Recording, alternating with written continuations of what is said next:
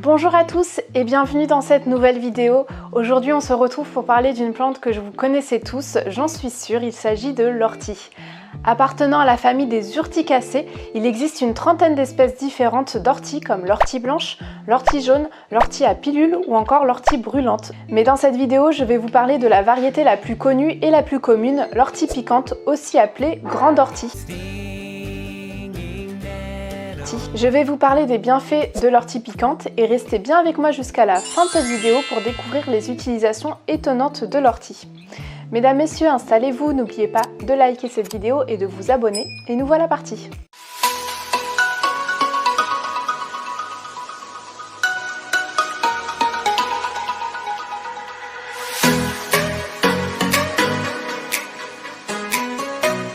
Le nom ortie vient du latin urtica qui signifie brûler et qui fait donc référence au pouvoir urticant de l'ortie.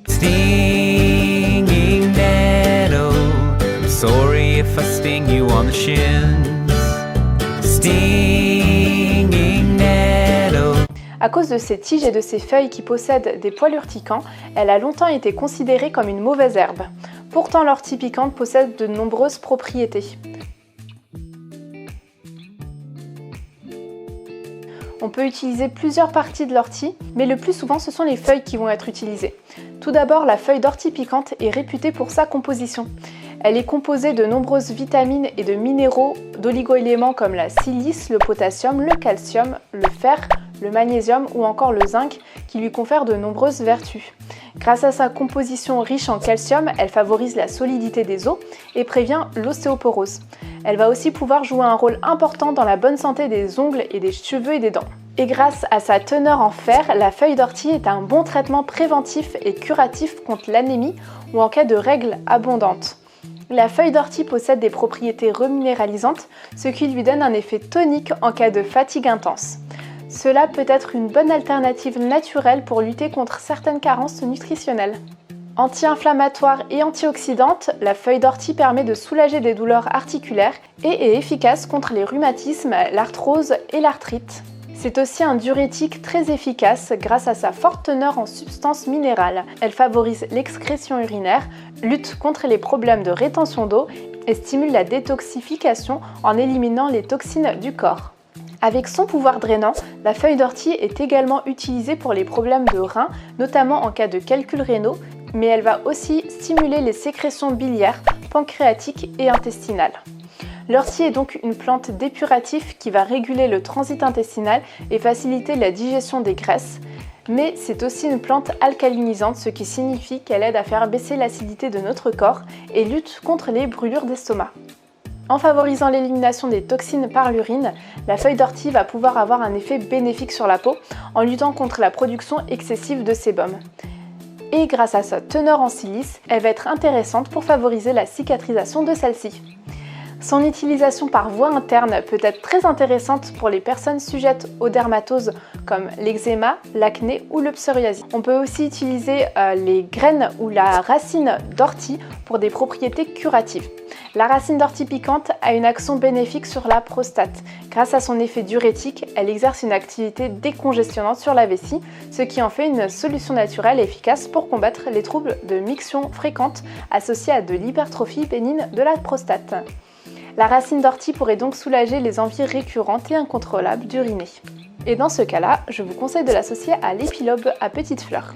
Enfin, grâce à sa composition riche en silice, la racine d'ortie a un effet reminéralisant sur les articulations. Elle nourrit les articulations endommagées, stimule la régénération de la fibre osseuse et cartilagineuse et donc soulage les douleurs articulaires. Enfin, comme la feuille d'ortie, la racine est aussi drainante et diurétique. On peut profiter des bienfaits de l'ortie sous différentes formes. Premièrement, il y a la tisane de feuilles d'ortie fraîches ou sèches, c'est la manière la plus courante de consommer l'ortie.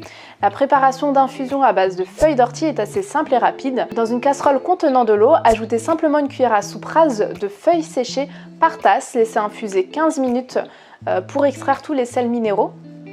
et c'est prêt. Pour bénéficier des vertus nutritives de la tisane de feuilles d'ortie, je vous recommande de prendre 3 à 4 tasses par jour et de boire avant ou entre les repas. La cure doit idéalement durer 3 semaines et si on veut poursuivre, on fait une semaine de pause à la fin de ces 3 semaines. Si vous souhaitez utiliser la racine d'ortie, vous pouvez utiliser en décoction. La décoction de racine d'ortie est aussi simple que la tisane de feuilles. Alors dans une casserole contenant de l'eau, vous ajoutez une cuillère à café de racine d'ortie piquante par tasse. Vous portez le tout à ébullition. Ensuite, vous éteignez le feu et vous laissez encore reposer 15 minutes pour extraire toutes les substances minérales. Dans le cadre d'une cure de racine d'ortie piquante, je vous recommande toujours 3 à 4 tasses par jour et ce, avant ou entre les repas, toujours pendant 3 semaines. Et si on a besoin de poursuivre, on respecte la petite semaine de pause. Vous pouvez aussi utiliser l'ortie piquante en solution buvable, comme en sirop, en poudre, en gélule, donc sous différentes formes de compléments alimentaires. Ça, c'est à vous de choisir la forme où vous allez être le plus régulier possible. Grâce à ces nombreux bienfaits pour la peau et les cheveux, vous pouvez aussi retrouver de nombreux produits cosmétiques, shampoings et crèmes à base d'ortie.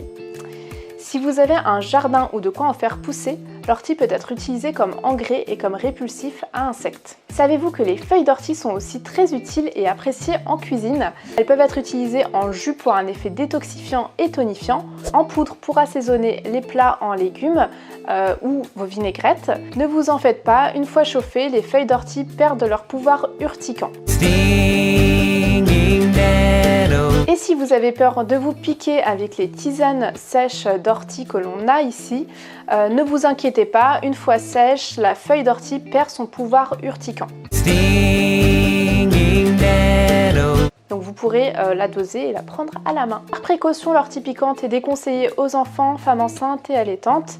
Et dernier petit conseil personnel, si vous voulez ramasser vos orties vous-même, je vous conseille de caresser l'ortie dans le sens du poil ou de se munir de gants adaptés pour éviter les démangeaisons, les gonflements et les plaques rouges.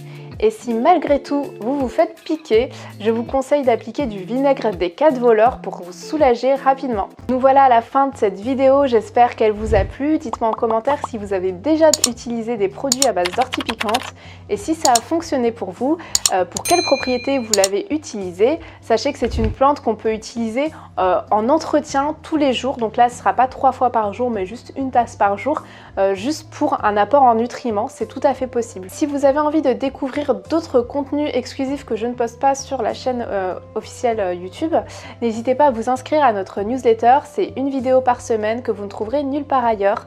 Alors pour ça, vous allez juste sur notre site internet, en bas de page, vous pourrez vous inscrire à cette newsletter. Et enfin, si vous êtes resté avec moi jusqu'à la fin, écrivez-moi le mot ortie en commentaire, je saurai que vous avez tout regardé. Bien sûr, vous pouvez retrouver les produits à base d'ortie que je vous ai cités dans cette vidéo sur notre site et vous pouvez aussi me retrouver, c'est que les produits bien sûr, en boutique, donc la boutique Herbonata de Saint-Germain-en-Laye ou Herbonata de Vincennes. Je suis dans les deux boutiques, j'alterne souvent. Voilà, c'était Myriam, on se retrouve très prochainement pour une nouvelle vidéo. À bientôt!